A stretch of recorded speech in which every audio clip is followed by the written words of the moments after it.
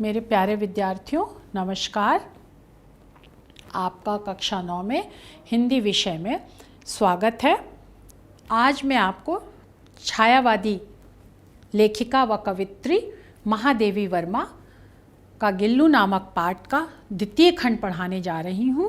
प्रथम खंड मैंने आपको पढ़ा दिया है जिसमें 2 गद्यांशों की व्याख्या कर दी है। आज मैं पुनः उनका जीवन परिचय, रचनाएं, भाषा शैली और फिर गद्यांशों की व्याख्या पढ़ाऊंगी। महादेवी वर्मा जी का ये चित्र है, आप इनको देख लीजिए और इनको अच्छी तरह से पहचान लीजिए। महादेवी जी का ये जीवन परिचय, उनका जन्म 26 मार्च 1907 को फर्रुखाबाद उत्तर प्रदेश में हुआ था और उनकी मृत्यु बेटा 11 सितंबर 1987 में हुई थी। उनके बाबा जी का नाम श्री बांके बिहारी था और इनके परिवार में 7 पीढ़ियों के बाद कन्या रत्न का जन्म हुआ था। उनके पिता श्री गोविंद प्रसाद वर्मा भागलपुर के एक कॉलेज में प्राध्यापक थे।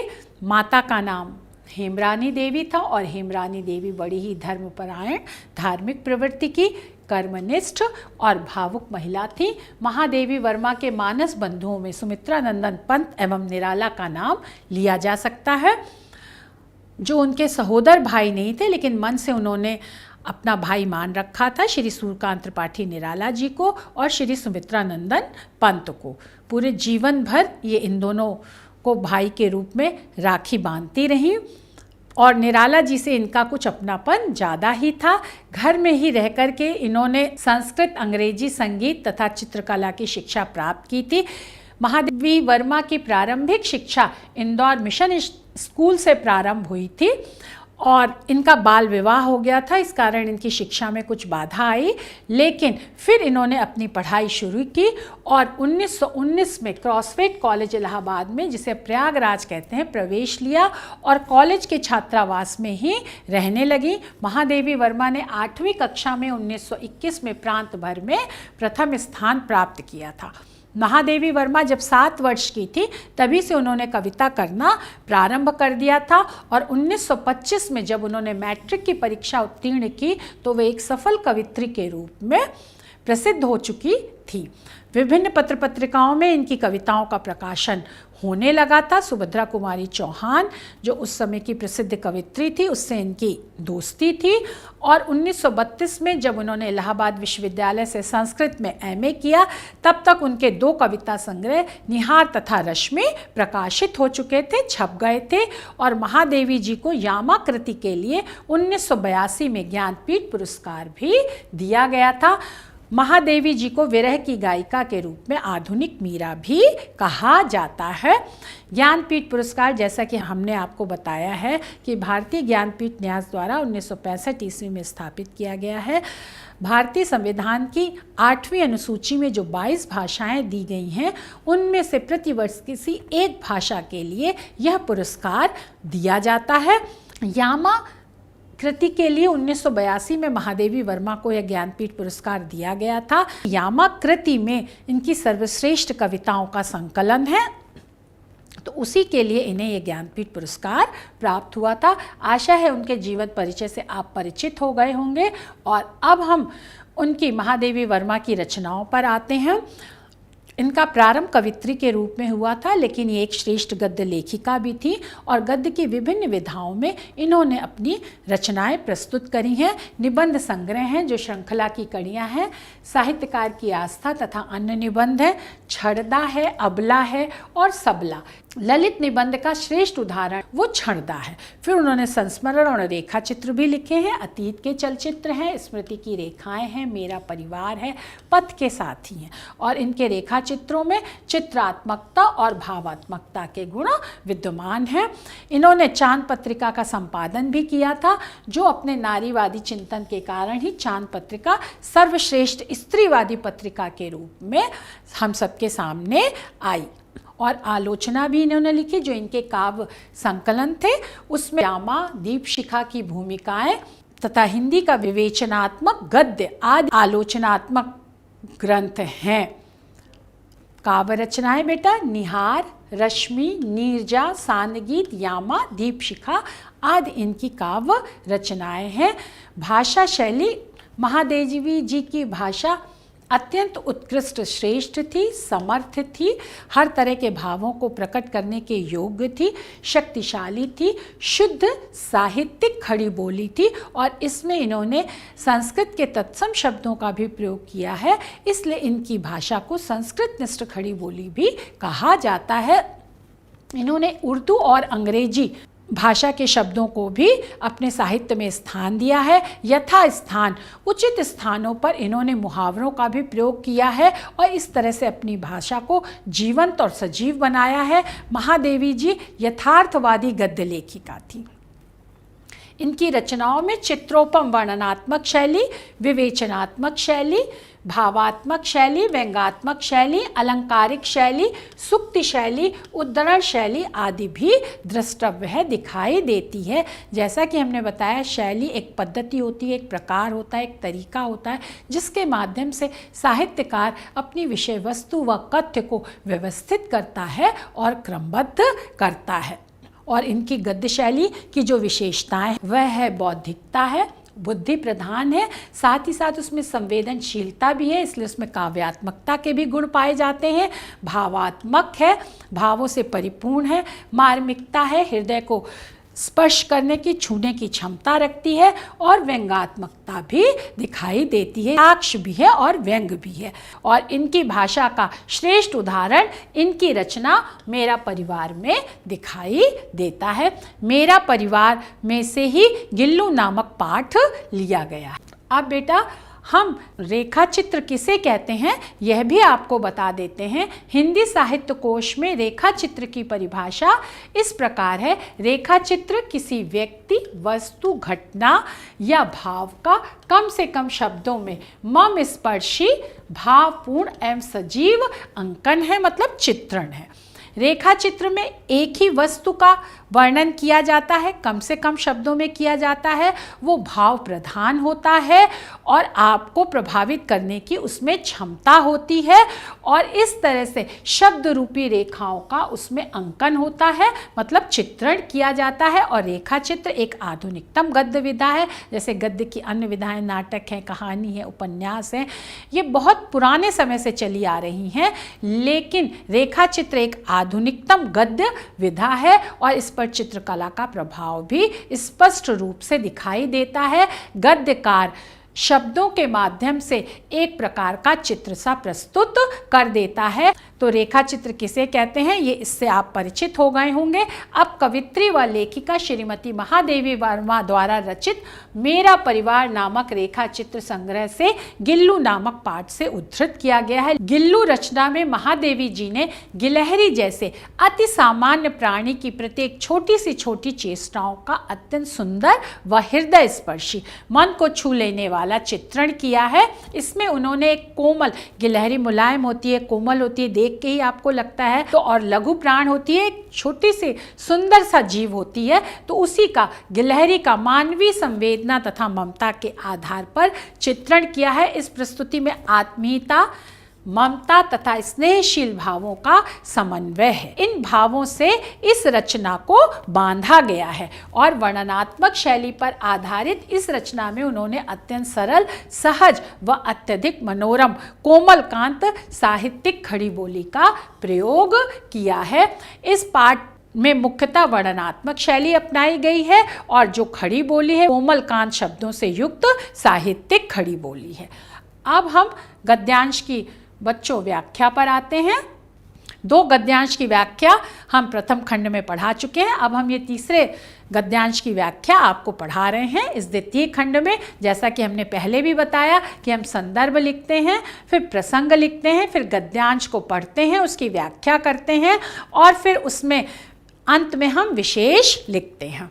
तो संदर्भ क्या है बेटा? प्रस्तुत गद्यांश हमारी पाठ पुस्तक हिंदी के गद्य खंड में संकलित पाठ गिल्लू शीर्षक से लिया गया है और इसकी लेखिका महादेवी वर्मा है।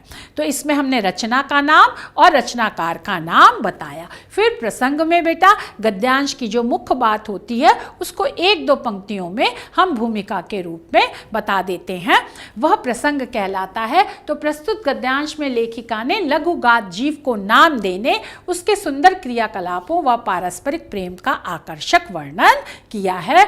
अब हम ये गद्यांश पढ़ रहे हैं।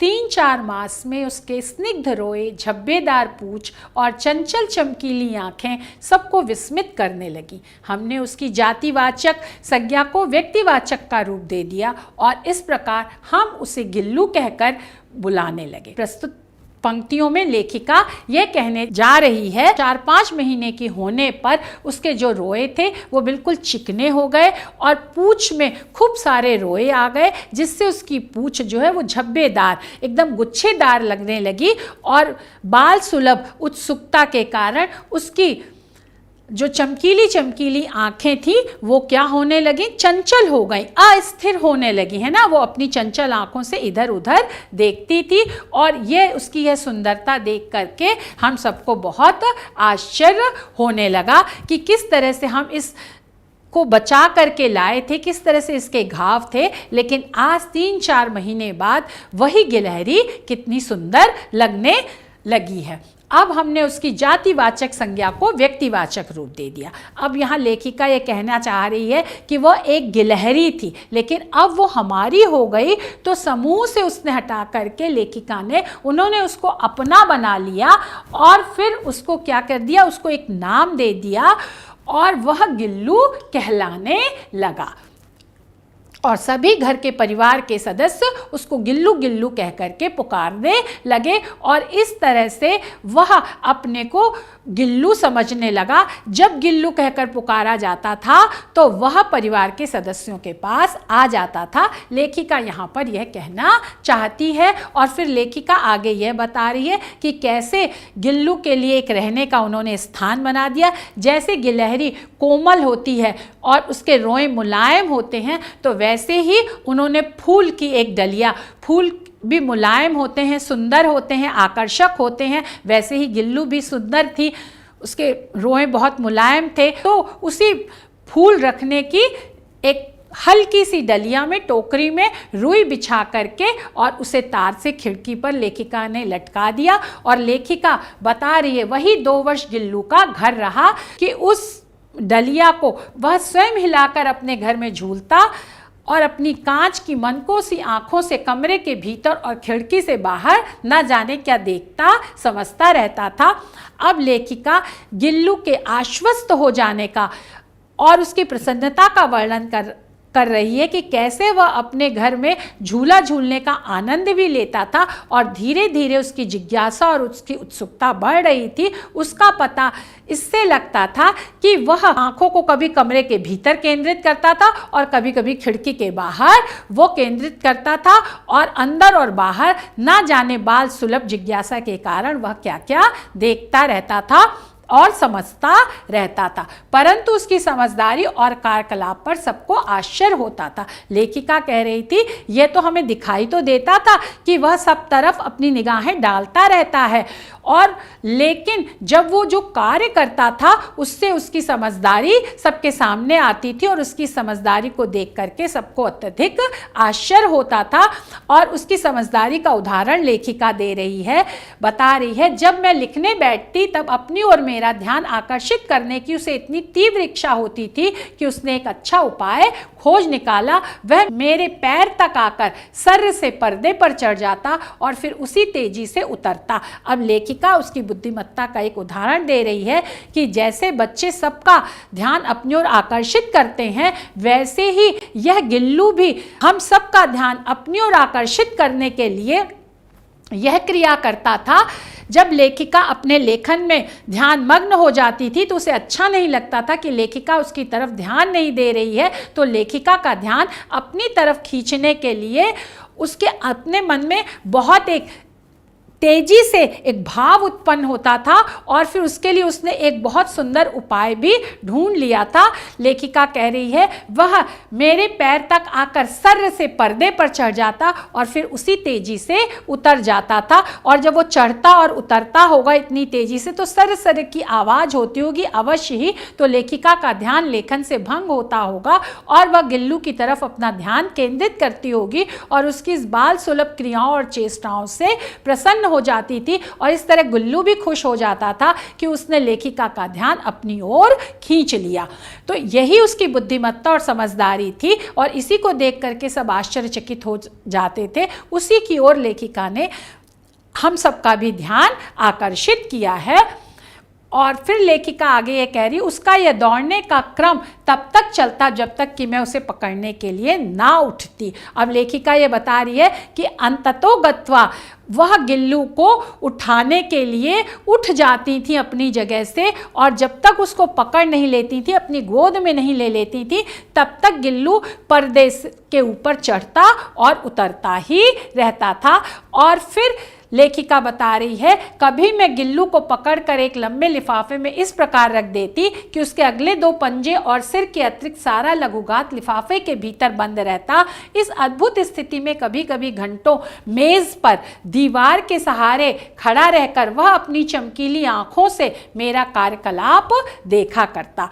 अब लेखिका बता रही है कि जब वह गिल्लू को पकड़ लेती और लेखिका उसको अपने पास में बैठाने के लिए कि ये एक जगह शांति से बैठ जाए जिससे वह अपना लेखन कार्य करती रहे, उसको एक लिफाफे के अंदर डाल देती थी। खाली उसका सिर और उसके आगे के 2 पंजे लिफाफे से बाहर रहता था और उसका सारा शरीर जो है और पिछले 2 पंजे वो लिफाफे के अंदर रहते। और लेखिका कहती है कि वह लेखिका का सानिध्य पाने के लिए और उनके पास रहने के लिए और उनके प्यार को अनुभव करने के लिए घंटों इसी तरह से उस लिफाफे में बैठा रहता था और उसे लगता था कि वह लेखिका के पास है और लेखिका का ध्यान भी उसकी तरफ है।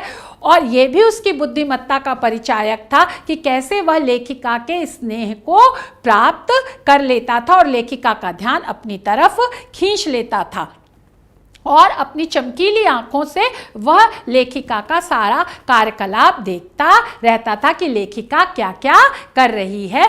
आशा है इस गद्यांश की व्याख्या आपको समझ में आ गई होगी। और फिर गिल्लू का विशेष है, अपने प्रति संरक्षक के प्रति लाड दुलार का वर्णन सहज स्वाभाविक खड़ी बोली में चित्रोपम शैली में किया गया है। प्रश्न है, उपरोक्त गद्यांश का संदर्भ और रेखांकित अंश की व्याख्या में जैसा कि हमने आपको बताया कि संदर्भ, प्रसंग, व्याख्या और फिर विशेष लिखते हैं। फिर ये प्रश्न है कि गिल्लू का घर कहाँ था। आशा है आपको इस गद्यांश की व्याख्या समझ में आ गई होगी। अब हम आपको अगले गद्यांश की व्याख्या बता रहे हैं। सबसे पहले हम वही संदर्भ करेंगे। प्रस्तुत गद्यांश हमारी पाठ्य पुस्तक हिंदी के गद्य खंड में संकलित पाठ गिल्लू शीर्षक से लिया गया है और इसकी लेखिका महादेवी वर्मा है। प्रसंग, प्रस्तुत गद्यांश में लेखिका ने गिल्लू के बड़े होने के साथ उसके सहज स्वभाव और व्यवहार का वर्णन किया है। कैसे कैसे वो बड़ा हो रहा है गिल्लू और जो सहज प्रवृत्तियां होती हैं जीव मात्र की, वह उसके अंदर धीरे धीरे विकसित हो रही हैं। तो इनका बड़ा ही स्वाभाविक वर्णन लेखिका ने प्रस्तुत गद्यांश में किया है। जैसे भूख है, मित्रता है, स्वतंत्रता है, इन सब की आकांक्षा वो जीव मात्र के अंदर एक सहज प्रवृत्ति के रूप में होती है। तो गिल्लू जैसे जैसे बड़ा हो रहा है वैसे वैसे उनकी इन सहज प्रवृत्तियों का वर्णन लेखिका ने प्रस्तुत गद्यांश में किया है। गिलहरियां जब आवाज़ करती हैं तो उनकी आवाज़ जो आती है वो चिक चिक चिक चिक चिक चिक इस तरह आती है। तो लेखिका यहाँ पर यह बता रही है कि गिल्लू को जब भूख लगती थी तो वह क्या करता था, वह चिक चिक करके मानो उन्हें सूचना देता था, उन्हें बताता था कि अब मुझे भूख लग गई है। और गिल्लू को काजू सबसे अधिक पसंद था। लेखिका के द्वारा काजू या बिस्कुट दिए जाने पर उसी स्थिति में लिफाफे से बाहर वाले पंजों से पकड़कर उसे कुतरता रहता। अब लेखिका बता रही है कि गिल्लू लिफाफे के अंदर वैसे ही बैठा है लेकिन अपनी भूख को जो है वो प्रकट भी कर दे रहा है। और फिर प्रकट करने के बाद जब लेखिका उसे काजू या बिस्किट दे देती तो बड़े ही सुघड़ता से जो उसके लिफाफे के बाहर 2 पंजे थे उनसे धीरे धीरे अपने दांतों से छोटे छोटे टुकड़े करके काजू और बिस्कुट खाता रहता था। अब लेखिका यहाँ पर बता रही है कि बसंत ऋतु आई और यह गिल्लू के जीवन का प्रथम बसंत था। जैसा कि आपको पता है कि हमारे यहाँ 6 ऋतुएं हैं और बसंत ऋतु को ऋतुओं का राजा कहा जाता है क्योंकि इस समय प्रकृति की सुंदरता अपने चरमोत्कर्ष पर होती है। चारों तरफ हरियाली है, फूल खिले रहते हैं, हैं, फूलों की सुगंध वातावरण में व्याप्त रहती है। तो इसीलिए लेखिका बसंत ऋतु का उल्लेख कर रही है और लेखिका के घर में जो नीम का पेड़ होगा, जो चमेली के पौधे होंगे, तो उनकी जो सुगंध है, उनकी जो गंध है, वो लेखिका के कमरे में धीरे धीरे आने लगी है। लेखिका यह बता रही है कि बसंत ऋतु में चमेली के फूल आते हैं, नीम में नीमकौरियाँ आती हैं, तो वो जो इनसे जो एक महक निकलती है, एक जो खुशबू आती है, और बाहर की गिलहरियाँ खिड़की के जाली के पास आकर चिक चिक करके न जाने क्या कहने लगी हैं। गिल्लू भी धीरे धीरे बड़ा हो रहा है और जब वो उसे स्वतंत्रता की आकांक्षा हो रही है, वह भी खिड़की के पास जाकर के बैठ जाता होगा। तो जब बाहर की गिलहरियां देखती होंगी तो मित्रता भाव के कारण जो है और समान जीव के कारण वो खिड़की के निकट आ जाती होंगी और वह बाहर की गिलहरियां खिड़की के जाली के पास आकर के चिक चिक करके ना जाने क्या क्या कहने लगी हैं। लेखिका ये बता रही है कि वो लोग आपस में अपनी भाषा में बात करती हैं, जो कि भाषा लेखिका को या हम मनुष्यों को समझ में नहीं आती है, लेकिन उनका इस तरह से चिक चिक करना ऐसा लगता है कि जैसे वो आपस में बात कर रही हैं, मित्रता का भाव प्रकट कर रही हैं और एक दूसरे के समीप आना चाहती हैं, एक दूसरे से विचारों का आदान प्रदान कर रही हैं। गिल्लू को जाली के पास बैठकर अपनेपन से बाहर झांकते देखकर मुझे लगा कि इसे मुक्त करना आवश्यक है।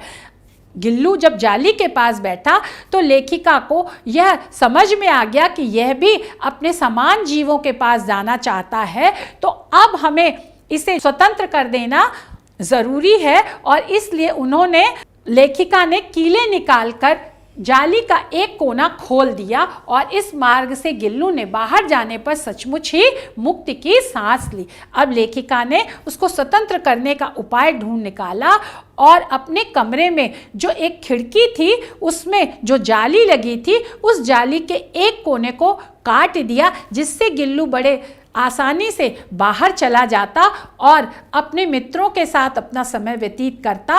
और जब उसे यह लगता कि लेखिका घर में आने वाली है, तब वह घर के अंदर भी उस कटी हुई जाली से आ जाता था और इस तरह गिल्लू को भी स्वतंत्रता प्राप्त होकर के बड़ा ही अच्छा लगा। उसने चैन की सांस ली और अपने मित्रों के पास जाकर के उसने प्रसन्नता का भी अनुभव किया। लेखिका ये भी बताना चाह रही है, गिलहरी एक बहुत ही छोटा सा प्राणी है अब, और लेखिका के घर में कुत्ते, बिल्लियां आदि भी अन्य पशु भी पले हुए थे, तो इन बड़े जानवरों से गिल्लू के प्राण की रक्षा करना भी एक समस्या थी। तो जब लेखिका घर से बाहर चली जाती थी और गिल्लू भी उस जाली के दरवाजे से बाहर चला जाता था, तो लेखिका निश्चिंत हो जाती थी कि चलो गिल्लू अपने मित्रों के साथ बाहर गया हुआ है, अब वह सुरक्षित है।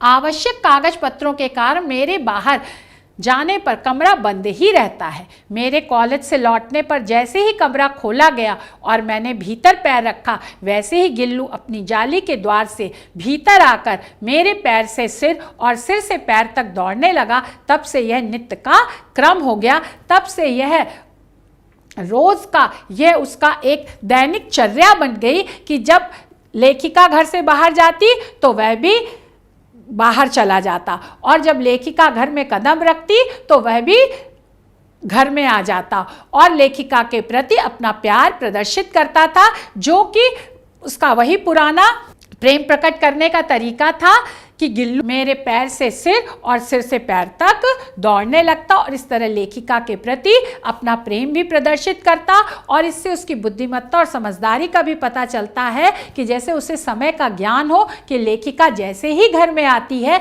वैसे ही अपने दोस्तों को वह छोड़ करके उस घर में आ जाता है और लेखिका के पास रह करके लेखिका के प्रति अपना प्रेम प्रकट करने लगता है। और यह उसकी दैनिक चर्या थी, रोज का कार्यक्रम था। अब विशेष बेटा लेखिका ने जीव मात्र की मूलभूत प्रवृत्तियों जैसे भूख, मित्रता, स्वतंत्रता आदि का मनोवैज्ञानिक वर्णन समर्थ खड़ी बोली व विवेचनात्मक शैली में सहजता से किया है।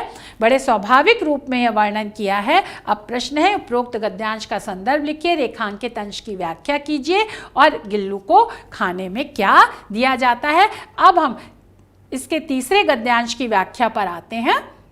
प्रस्तुत गद्यांश हमारी पाठ्य पुस्तक हिंदी के गद्य खंड में संकलित पाठ गिल्लू शीर्षक से लिया गया है। इसकी लेखिका महादेवी वर्मा है। यह संदर्भ है, वही रचना का नाम और रचनाकार का नाम। फिर प्रसंग में बेटा प्रस्तुत गद्यांश की प्रमुख बातों को हम एक दो पंक्तियों में यहाँ पर लिख देते हैं। तो प्रसंग है, प्रस्तुत गद्यांश में लेखिका ने गिल्लू की बाल सुलभ शरारतों का मनोरम अंकन किया है।